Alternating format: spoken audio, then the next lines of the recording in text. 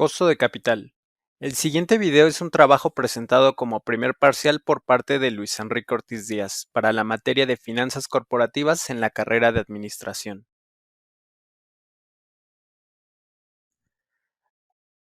Antes de saber qué es el capital de costo, debemos comprender dos conceptos básicos, el costo y el capital. Comencemos por el costo. Se llama costo a una variable del sector económico que representa la totalidad del gasto económico de una producción. Esta suma es la más importante que se realiza en la estadística de las empresas, pues luego de realizada esta se establece cuál será el precio del producto manufacturado que saldrá a la venta al público. Representa la inversión que se hace para la producción. De la misma manera que los bienes, los servicios también aplican esta herramienta para sus cuentas, pues establece que de la misma forma cuál será el uso de los bienes monetarios disponibles en la empresa para ejecutar sus funciones. Ahora, ¿qué es el capital? El capital son todos los bienes físicos y recursos financieros que una empresa adquiere a través de sus socios con el fin de obtener ganancias. En otras palabras, es la suma de toda la riqueza que tiene una empresa, ya sea en liquidez, bienes y recursos. Una característica del capital es que es riqueza invertida, es decir, que no ha sido gastada por su propietario, más bien busca generar beneficios. Es importante mencionar que en los términos de economía el concepto de capital económico es diferente al capital financiero, pues este se refiere a un factor de producción que sirve para producir otros bienes. Teniendo claro estos dos conceptos, podemos definir el costo de capital. El costo de capital es el rendimiento mínimo que debe generar un proyecto o una empresa para que los inversionistas estén dispuestos a invertir. Otros autores mencionan que es la tasa de rendimiento requerida para los proyectos en los que una empresa tiene participación con el fin de mantener su valor, así como el costo de oportunidad de otras alternativas de inversión con un riesgo similar. Un concepto más técnico nos dice que es la tasa a la que se descuentan los flujos de caja en la estimación del valor de la empresa. En otras palabras, el costo de capital es la tasa de rendimiento que debe obtener la empresa sobre sus inversiones para que su valor en el mercado permanezca inalterado, teniendo en cuenta que este costo es también la tasa de descuento de las utilidades empresariales futuras. El administrador de las finanzas empresariales debe proveerse de las herramientas necesarias para tomar las decisiones sobre las inversiones a realizar y, por ende, las que más le convengan a la organización. En el estudio del costo de capital se tiene como base fuentes específicas de capital para buscar los insumos fundamentales para determinar el costo total del capital de la empresa. Estas fuentes deben ser a largo plazo, ya que son las que otorgan un financiamiento permanente. Las inversiones realizadas por la empresa son fundamentalmente para el desarrollo del objeto social de la organización. El costo de capital surge como un factor relevante en la evaluación que el administrador financiero realiza en los proyectos de inversión que se tengan a corto plazo. Las fuentes principales de fondos a largo plazo son el endeudamiento a largo plazo, las acciones preferentes, las acciones comunes y las utilidades retenidas, cada una asociada con un costo específico y que lleva a la consolidación del costo total del capital. Continuando con la explicación, ahora, ¿qué es el costo promedio ponderado del capital, o WACC por sus siglas en inglés? Este es un cálculo del costo de capital de una empresa en la que cada categoría de capital está ponderada proporcionalmente. Todas las fuentes de capital, incluidas las acciones ordinarias, las acciones preferentes, los bonos y cualquier otra deuda a largo plazo, se incluyen en el cálculo del WACC. El WACC de una empresa aumenta a medida que la beta y la tasa de rendimiento del capital, debido a que un aumento del WACC denota una disminución en la valoración y un aumento en el riesgo. Ahora, el costo de capital promedio ponderado, o CCPP por sus siglas, es una medida financiera al igual que otros indicadores financieros. Este tiene un propósito en específico y es el de englobar en un solo número que se expresa porcentualmente el costo de las diferentes fuentes de financiamiento que usará un proyecto en específico. En otras palabras, el CCPP o WACC es el costo de los recursos usados por la empresa al operar. Es un costo para las empresas, pero un rendimiento desde la visión de los proveedores de fondos, accionistas y acreedores. Ahora, ¿para qué utilizamos el CCPP? El costo de capital promedio ponderado es importante para una empresa porque le permite calcular el total de gastos de financiamiento para futuros proyectos, porque mientras más bajo es el CCPP, más económico será para la empresa gestionar y financiar futuros proyectos. Dicho de otra manera, el CCPP es el costo de oportunidad de un inversionista de asumir el riesgo de invertir dinero en una empresa. Además, para conocer el valor del CCPP, la empresa debe incorporar todas las fuentes de capital de una empresa, incluidas las acciones ordinarias, las acciones preferentes, los bonos y cualquier otra deuda a largo plazo. Este valor del CCPP representa el rendimiento total de la empresa y es usado generalmente para los directivos de la compañía para tomar decisiones económicas, como determinar la viabilidad económica de las fusiones y otras oportunidades expansivas. WACC es la tasa de descuento que se debe utilizar para flujos de efectivo con un riesgo similar al de la empresa en general. ¿Cómo se calcula el CCPP? El cálculo se obtiene de diferentes fuentes que son los montos, tasas de interés y efectos fiscales de cada una de las fuentes de financiamiento que fueron seleccionadas. Lo anterior obliga a dedicarle tiempo a un análisis donde se combinen diferentes fuentes y tomar las que proporcionen la menor cifra. Cada proyecto es diferente, pero al final del resultado, el CCPP deberá ser inferior a la rentabilidad del proyecto a fondear. Es simple, las ganancias del proyecto deberán ser mayores al CCPP. Ahora, esto expresado matemáticamente sería de esta forma, donde KE es costo de equity o fondos propios. KD sería costo de deuda financiera. La E serían equity o fondos propios. D sería deuda financiera y T sería la tasa impositiva. Ilustremos el cálculo del CCPP con un ejemplo. Una empresa cuenta con una inversión total de activos totales de 100 millones, de los cuales 55% son financiados con capital propio y el resto con deuda. El costo de la deuda es del 11% y la rentabilidad exigida por los inversionistas es del 22%.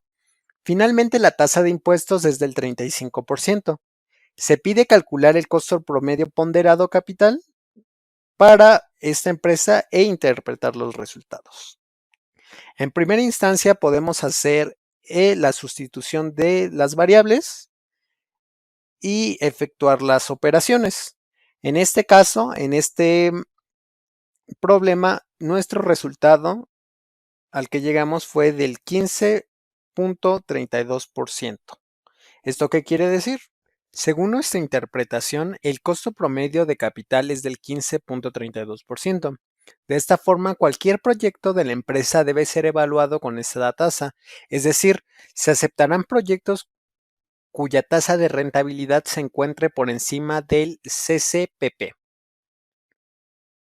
Continuamos con el cálculo de sus elementos. El costo de capital es el costo en el que incurre una empresa para financiar sus proyectos de inversión a través de los recursos financieros propios, como ya lo habíamos mencionado. Aunque no es un costo directamente observable, es un concepto muy relevante, aunque podríamos pensar que financiarnos con recursos propios no tiene costo. Esto es incorrecto. Por ejemplo, si realizamos una ampliación de capital, podríamos obtener recursos sin la necesidad de devolverlos, como ocurre en la deuda, pero a cambio se puede ver diluidas las participaciones. Para evitar lo que reflejamos en el caso anterior, los inversores exigirán una rentabilidad a la empresa para compensar esa pérdida en la participación de la empresa. Además, no debemos olvidar que los accionistas querrán ganar dinero, por tanto, podrían recurrir a que exijan dividendos. Ahora, las características del costo de capital. Las principales características son el costo no observable directamente, también es de mayor complejidad de cálculo que el costo de la deuda. también generalmente calculado en base al modelo de valoración de activos financieros. Otra característica es que cuanto menor es el riesgo de los activos, menor será el costo del capital.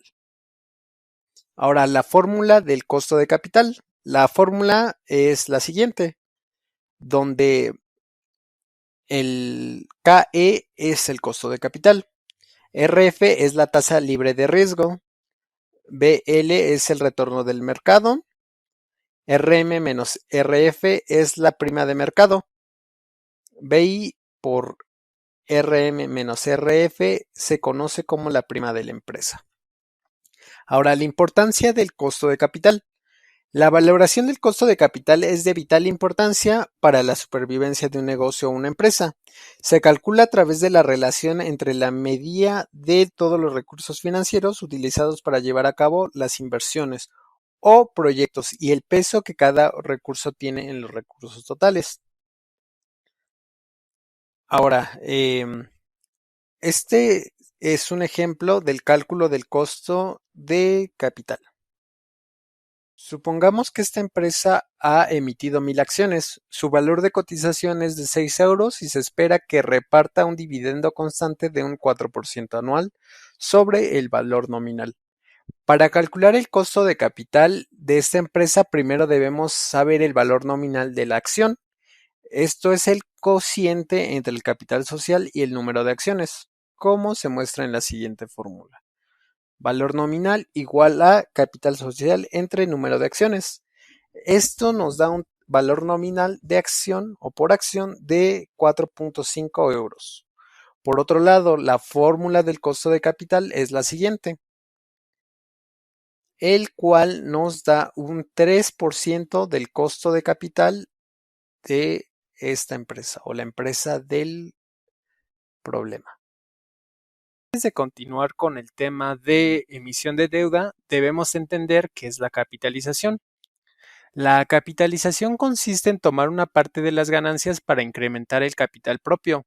Las ganancias pueden provenir del uso del capital propio más el capital ajeno, que es la deuda. Cuanto mayor sea el porcentaje de capitalización y mayor la frecuencia de la misma, más rápido crecerá nuestra empresa. Nótese que el proceso de capitalización es el que hace que la empresa cada vez sea más grande, y para que ocurra ello es necesario ganar y procurar altos niveles de rotación de capital operativo. En otras palabras, las empresas para crecer necesitan primero que nada tener ganancias o utilidades y segundo necesitan tener disciplina para tomar parte de esas ganancias para incrementar el capital. En resumen, la única forma de que una empresa sea cada vez más grande es capitalizando parte de las utilidades o ganancias. Por ello, cuando gane, es necesario que capitalicemos nuestro dinero o se reinvierta. Continuamos con la emisión de deuda. La emisión de deuda es una forma de financiación que consiste en la emisión de títulos financieros que prometen un pago futuro a cambio de un precio, es decir, consiste en pedir dinero prestado mediante la emisión de títulos financieros en forma de deuda. Pero, ¿qué más podemos decir de la emisión de deuda? El financiamiento es una actividad crucial para la consolidación y desarrollo de todas las empresas, sin importar el ramo o el giro bajo el que funcionen. En la actualidad existen diversos caminos en que las compañías pueden seguir para obtener este capital. Uno de ellos, y por el que deciden optar la mayoría de las organizaciones con un mayor nivel de profesionalización, es el del financiamiento bursátil. Salir al mercado es una opción que tienen las empresas que buscan diversificar sus opciones de financiamiento e ir más allá de las alternativas que tienen con proveedores e instituciones bancarias, las cuales generalmente exigen garantías. Pero, ¿cómo lo hacen? A través de la emisión de títulos de deuda en los mercados bursátiles. La emisión de deuda es básicamente un proceso en el que la empresa, el emisor, emite un título financiero en el que promete a quien adquiera, poseedor, realizar un pago futuro, ofreciendo una rentabilidad por tener estos títulos. Ahora bien, ¿cómo se ofrecen estos títulos de deuda a los inversionistas, tanto públicos como extranjeros? Bien, de acuerdo con el Banjico o el Banco de México, hay dos maneras. Uno, se hace mediante la colocación de deuda pública. ¿Esto qué quiere decir? La oferta de instrumentos se realiza a través de algún medio masivo de comunicación o boletines de la Bolsa Mexicana de Valores o la Bolsa Institucional de Valores. Bajo esta modalidad, la asignación se puede realizar ya sea por medio de una subasta, si ya se tiene una lista de clientes con los que se negocia la venta antes de la consolidación. Se dice que la asignación es sindicada o de la otra forma, la cual es mediante la colocación privada. Generalmente esta oferta va dirigida a una persona o a grupos de inversionistas determinados.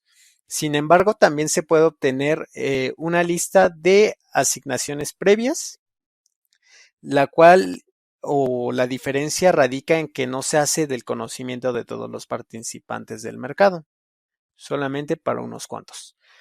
Ahora, pero la oferta no varía solo con relación al público al que se ofrece, sino también al respecto al tiempo. Las empresas pueden emitir sus títulos de deuda de tres formas. Pueden ser a corto plazo. Este se utiliza principalmente para cubrir las necesidades de capital de trabajo. A largo plazo, el cual se recurre a esta opción para cubrir las necesidades de financiamiento para infraestructura, expansión, refinanciamiento de pasivos y otros fines corporativos. O, por último, el programa dual, el cual es una mezcla de corto y largo plazo. Una vez que se tiene clara cuáles son las condiciones, ¿cómo pueden los inversionistas definir cuál es la mejor empresa o cuál es la mejor opción para invertir? Esto depende de la calidad crediticia de la organización, un factor que determina las agencias calificadoras, como lo son Fitch, Standard & Poor's y Moody's, quienes miden la solvencia del emisor. La calificación también influirá en la tasa de rendimiento que las compañías emisoras determinan. ¿Qué es la emisión de acciones? Esta se da cuando una sociedad por acciones decide salir a emitir acciones, al momento de constituirse y luego cuando busca aumentar su capitalización.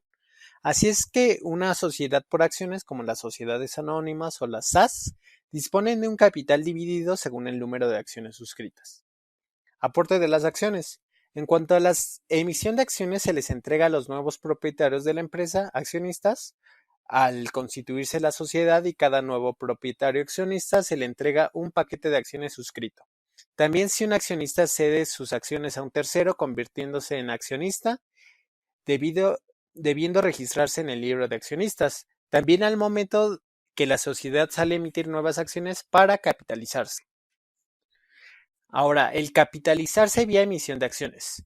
Para ampliar el capital debe aprobarse previamente en la Asamblea General de Accionistas, aprobado un reglamento de emisión de acciones, figurando los diferentes aspectos de la emisión de acciones como cantidad, sus características, el valor, la suscripción, el término que define el derecho de pertenencia y demás aspectos.